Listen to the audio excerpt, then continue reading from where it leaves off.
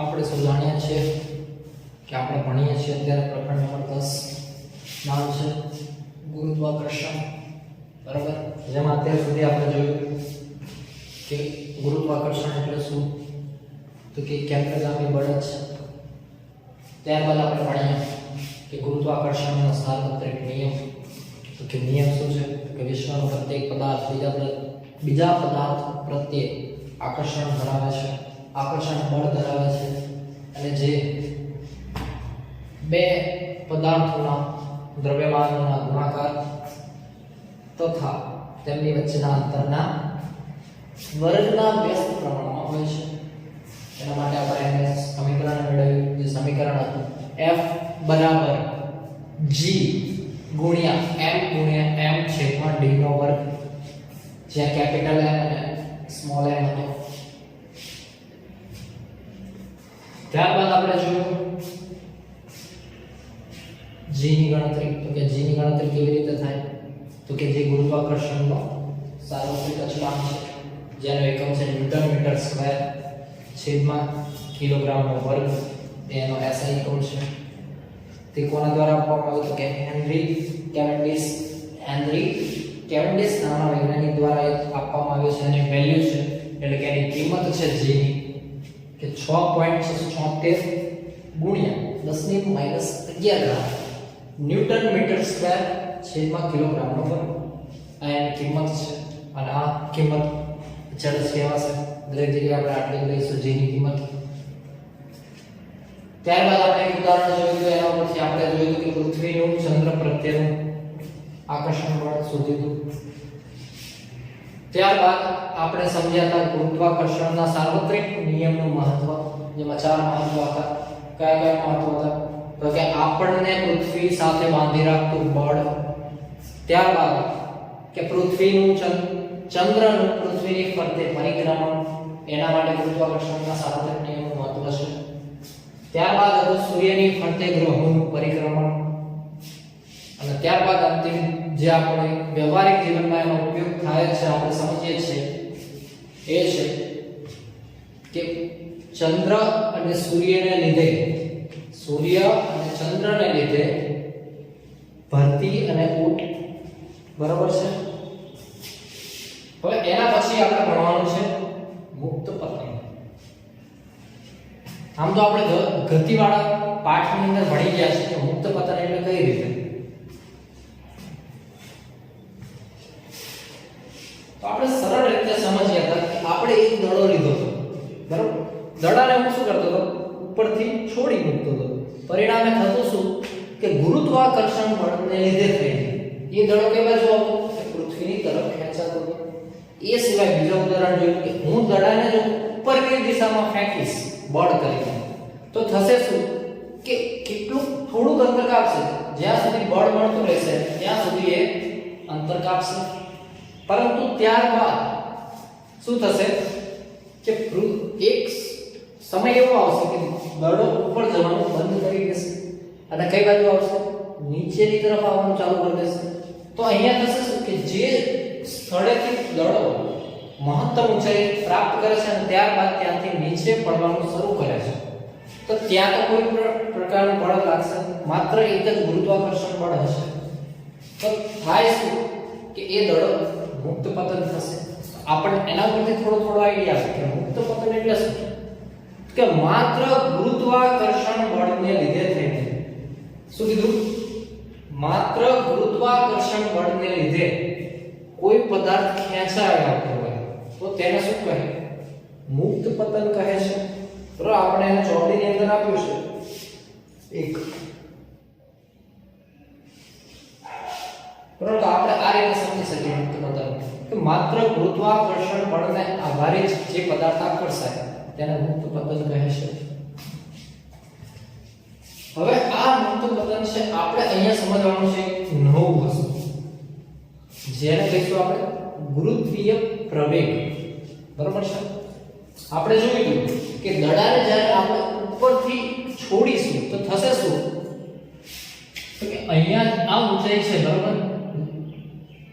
ત્યાંથી હું દડાને છોડું છું, ધારો કે હું કહી દઉં 5 મીટરની ઊંચાઈએ છે, તો કે આ 5 મીટર થઈ ગયું, આ 4 મીટર, આ 3 મીટર, આ 2 મીટર, આ 1 મીટર અને આપણું ગ્રાઉન્ડ ફ્લોર.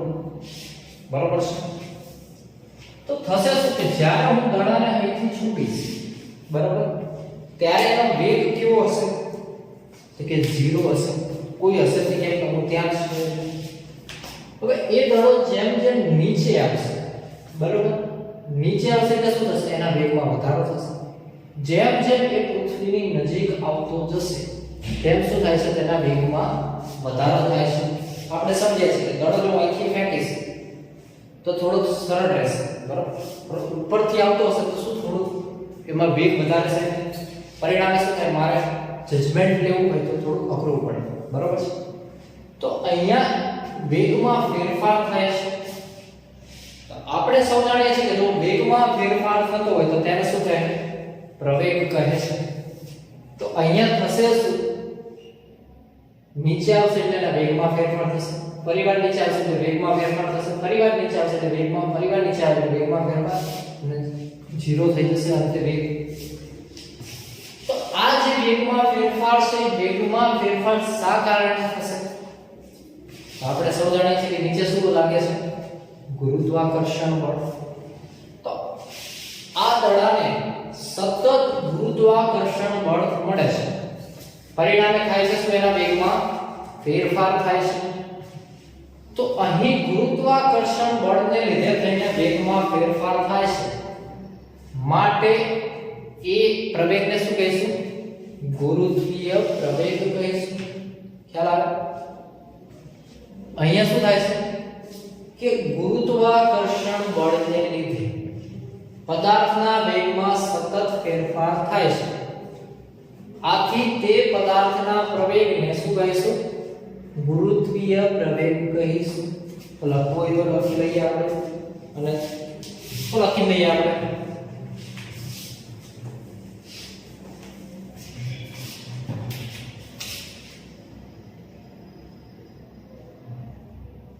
ગુરુત્વાકર્ષણ બળને લીધે પદાર્થના વેગમાં ફેરફાર થાય છે. આથી પ્રવેગ ઉત્પન્ન થાય છે.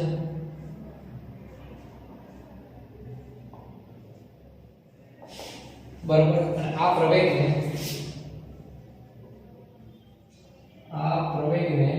શું કહે છે? ગુરુત્વીય પ્રવેગ, જેને કહે છે સ્મોલ g કહે છે. બરાબર. સ્મોલ g વડે દર્શાવવામાં આવે તેનો SI એકમ. તો કે જે પ્રવેગનો SI એકમ છે તે થશે. તો શું છે પ્રવેગનો SI એકમ? તો કે મીટર પ્રતિ સેકન્ડનો વર્ગ. મીટર પ્રતિ સેકન્ડ એટલે કે મીટર છેદમાં સેકન્ડનો વર્ગ. અને બીજી રીતે હું આ રીતે પણ લખી શકું. બરાબર છે. તો હવે આપણે સમજીએ કે ગુરુત્વ પ્રવેગ કઈ રીતે મળે આપણને. બરાબર. કેમ કે આપણે જો ગતિવાળા ચેપ્ટરમાં આપણે જોયું એક પદાર્થને આપણે નીચેથી ફેંકીએ છીએ તો તેનો પ્રવેગ કેટલો મળતો હતો આપણને? 9.8 મીટર પ્રતિ સેકન્ડ જેટલું. બરાબર. તો એ કઈ રીતે મળે એના માટેની વાત છે.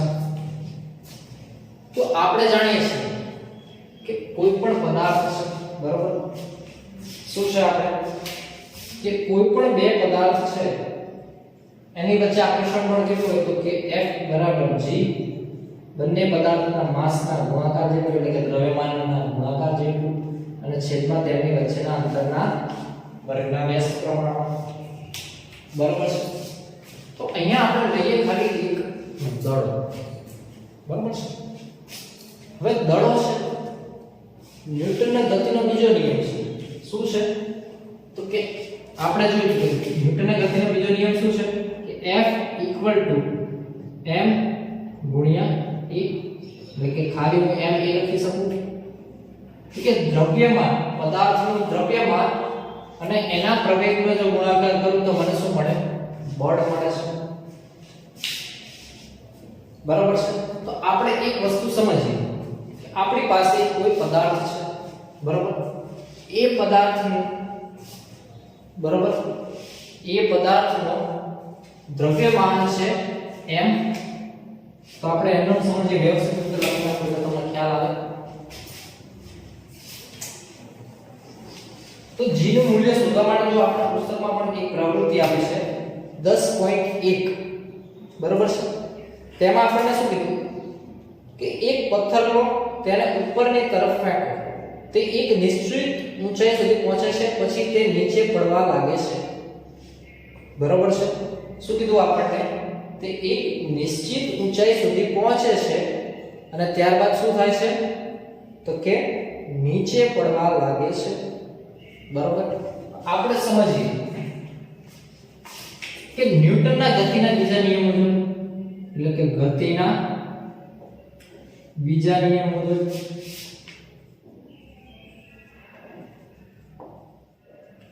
બરાબર. તો શું છે બીજો નિયમ? તો કે પદાર્થનું બળ બરાબર m ગુણ્યા એ શું છે? પ્રવેગ છે. પરંતુ જ્યારે આપણે દડાને શું કરીએ છીએ? ઉપરની તરફ ફેંકીએ છીએ અને ત્યારબાદ તે એક ઊંચાઈ પ્રાપ્ત કરીને નીચેની તરફ પડવા લાગે, તો ત્યારે જે m છે એ તો એટલું ને એટલું જ રહેવાનું. તો કે m બરાબર. હવે એ પ્રવેગ છે, એ પ્રવેગ કેવો થશે? તો કે ગુરુત્વીય પ્રવેગ જેટલો થશે. કારણ કે આપણે જાણીએ છીએ કે શું થાય? ગુરુત્વાકર્ષણ બળને લીધે થઈને એના વેગમાં ફેરફાર થાય છે, જેને આપણે કીધું ગુરુત્વીય પ્રવેગ. તો એની જગ્યાએ હું g મૂકીશ, બરાબર. F mg થશે, બરાબર. તો આ પથ્થર પર કેટલું બળ નીચેની તરફ લાગતું હશે? તો કે mg જેટલું બળ લાગતું હશે. તો હું એને એમને મૂકી દઉં 2, બરાબર. આ વસ્તુ ખ્યાલ આવી. હવે મેં 2 નંબર શા માટે આપ્યો? તો એક નંબર કયો હશે? તો આપણે એ g ની વેલ્યુ શોધવાની છે, બરાબર. g નું આપણે સૂત્ર શોધવાનું છે પહેલા, કે g ગુરુત્વ પ્રવેગનું સૂત્ર કેવી રીતે મળે, એના માટેની વાત છે, બરાબર. આપણે પહેલા વ્યાખ્યા લખી દીધી, SI નો લખ્યો, બરાબર છે. ત્યારબાદ ગતિના બીજા નિયમ મુજબ આપણે લખીશું F ma, પરંતુ એ બરાબર શું છે આપણું? તો કે પદાર્થનું મુક્ત પતન કરતા પદાર્થનું પ્રવેગ છે, જેને આપણે ગુરુત્વ પ્રવેગ કહીશું. તો કે mg F mg થશે. હવે આપણે શું કરવાનું? તો g ની કિંમત શોધવાની છે. તો આ આપણો ગુરુત્વાકર્ષણનો સાર્વત્રિક નિયમ છે, જેને નંબર 1 આપ્યો. એ ગતિ નિયમ મુજબ 2 નંબર દીધો, બરાબર છે. તો હવે થાય છે કે બંને સમીકરણને, બંને f f છે, તો બંનેને હું સાથે લખી શકું. તો અહીંયા ડાયરેક્ટ એમ કીધું F mg, એટલે ત્યાં મને જગ્યા મળી જાય. તો હવે થાય છે કે બંને સરખા છે, તો શું થશે? mg બરાબર g capital M small m છેદમાં d સ્ક્વેર.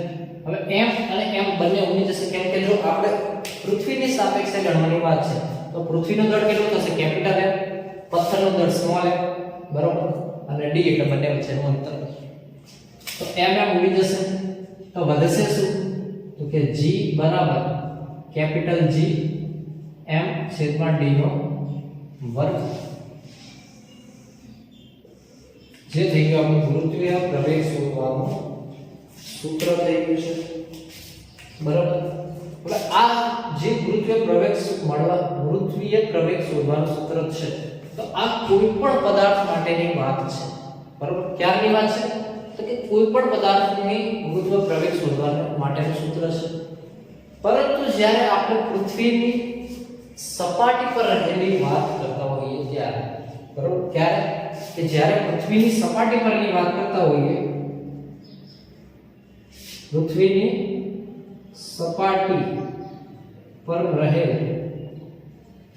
અથવા પૃથ્વીની સપાટી પર અથવા પૃથ્વીની નજીક તેની નજીક રહેલ પદાર્થ માટે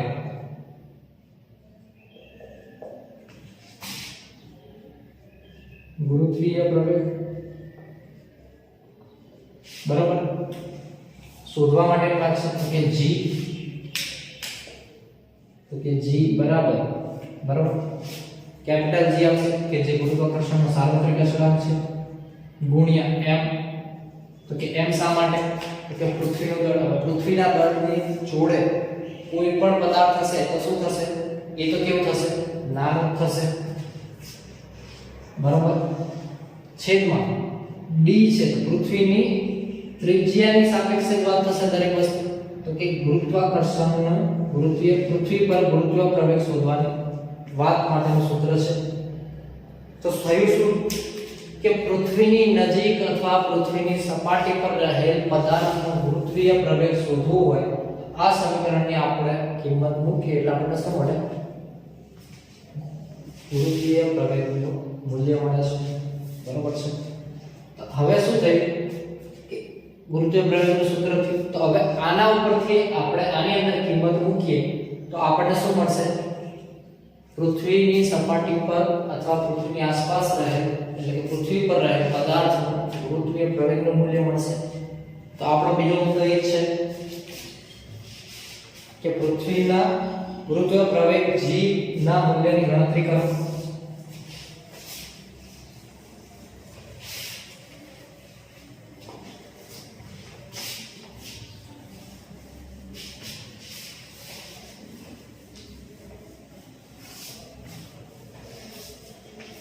શું છે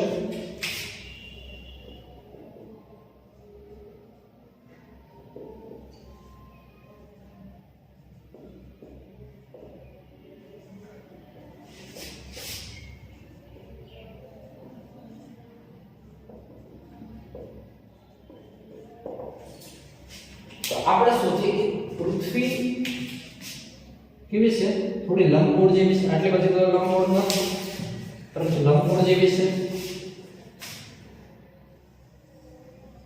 બરાબર અહીંયાથી શું છે એનું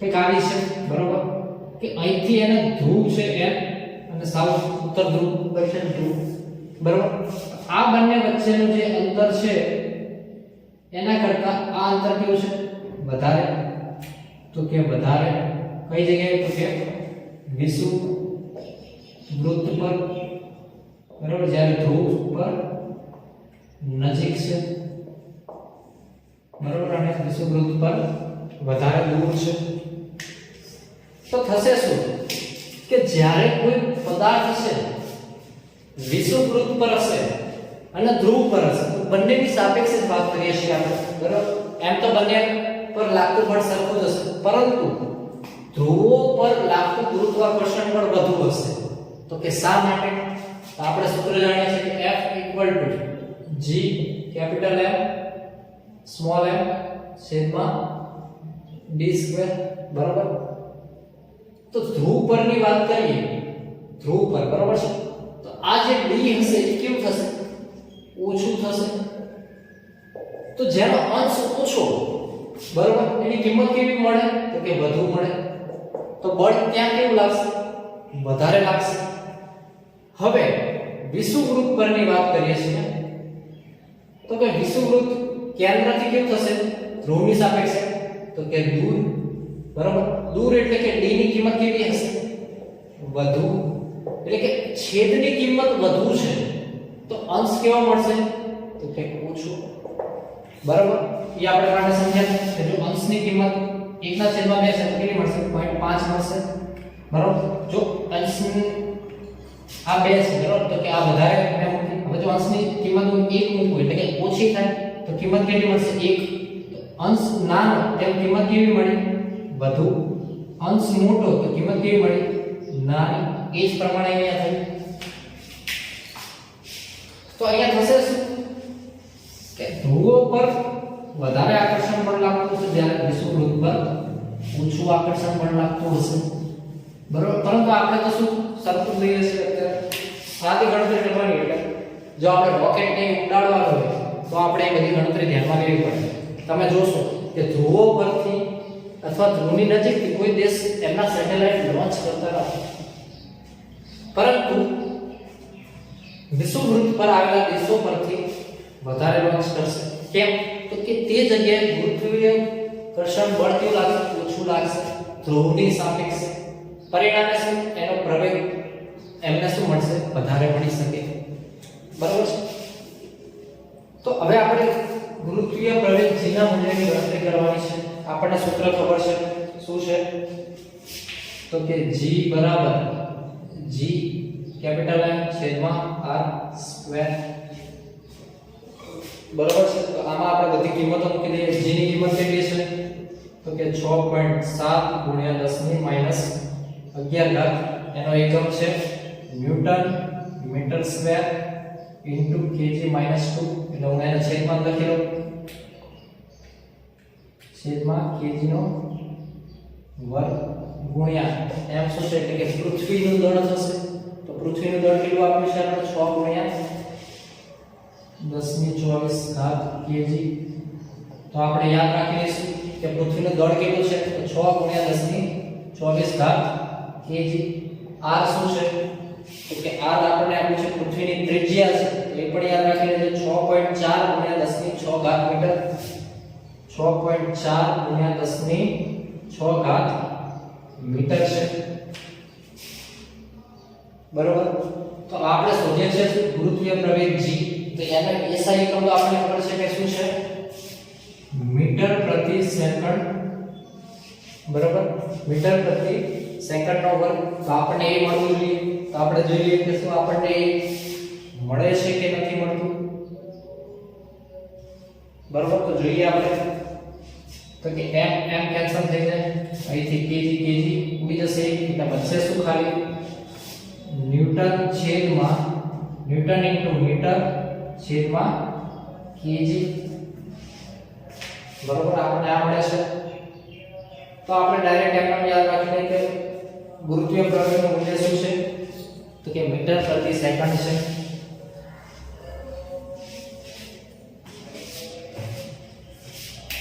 અહીંયા વર્ગ આવશે કેમ કે શું છે? r નો વર્ગ છે. તો r નો વર્ગ થશે અને મીટરનો વર્ગ એટલે વર્ગ ઉડી જશે. બરોબર? તો વધ્યું ન્યૂટન પ્રતિ kg. તો હવે બચશે શું? આપણે બાકીના આંકડા લઈએ એટલે 6.7 ગુણ્યા 6 ગુણ્યા 10 ની માઈનસ 11 ઘાત ગુણ્યા 10 ની 24 ઘાત છેદમાં 6.4 ગુણ્યા 6.4 ગુણ્યા 10 ની 12 ઘાત થશે. બરોબર છે? પોઈન્ટ વાળો બધું કાઢી લઈએ તો થશે શું? 67 ગુણ્યા 6 છેદમાં 64 ગુણ્યા 64. હવે 67 માં એટલે કે નીચે એક 10 લખીશું ગુણ્યા 64 થાય એટલે 2 ઉપર 100 લખીશું છેદમાં 10 ની 12 ઘાત ગુણ્યા 10 ની માઈનસ 11 ગુણ્યા 10 ની 24 ઘાત. બરોબર? તો શૂન્ય શૂન્ય ઉડી જશે. બરોબર? ત્યારબાદ આ શૂન્ય છે અને અહીંયા મૂકીએ તો 10 ની 10 ઘાત થશે. એટલે આ જો તો હું એમને મને રાખું છું 67 ગુણ્યા 6 64 ગુણ્યા 64 બરાબર ગુણ્યા ગુણ્યા 10 ની 12 ઘાત ઉપર લઈ એટલે 10 ની માઈનસ 10 ગુણ્યા 10 ની માઈનસ 12 ગુણ્યા 10 ની 24 ઘાત. તો આ શું થશે? આ બંનેનો સરવાળો માઈનસ 22 થશે. એટલે વચ્ચે શું? 24. તો 67 ગુણ્યા 6 છેદમાં 64 ગુણ્યા 64 ગુણ્યા 10 ની 2 ઘાત થશે. કેમ કે 24 10 અને 12 કેટલા થશે? સરવાળો 22 થશે. 24 માંથી 22 જાય એટલે 2 વધે એટલે 10 ની 2 રાખી અને 24 એ મોટી સંખ્યા છે એટલા માટે 2. હવે આ બંનેનો આપણે પહેલા ગુણાકાર કરીશું ત્યારબાદ ભાગાકાર કરીશું તો આપણને શું મળશે? 0.098